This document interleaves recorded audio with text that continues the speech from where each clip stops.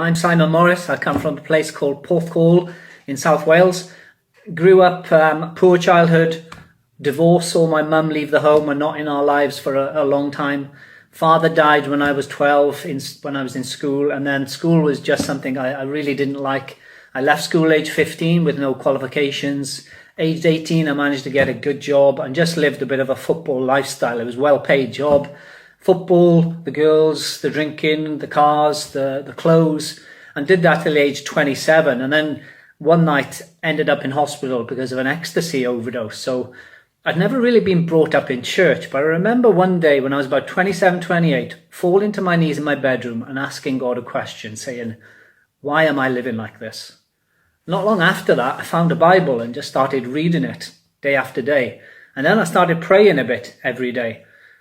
This went on for about a year and a half, and then I heard a sermon online where the preacher said, his name was Steve Hill, what will you do with Jesus? And that question burned in my heart day and night for maybe 1 year. And I knew one day, I think it was October the 11th in the year 2000, I woke up and I knew I had to answer the question. I just walked down to a local church and I told the pastor the story I just told you. And in the evening, I said my first ever prayer to God. And I really said to Jesus, I'm going to need you to live in my heart and in my life. And I just went home. But the very next day I woke up, I had a great night's sleep. That's the first thing I noticed. And then I woke up and I just felt an incredible amount of peace. I felt the tangible love of God completely in my mind and my heart and in my life. And God was so near. I know I can read in the Bible, and that was the born again experience. Some amazing things happened after that. My mum came back into my life. She was able to give me answers to why my father had died age 12. So that brought a lot of healing into my life. And then I really believed that God was challenging me to give up everything and go to Bible college.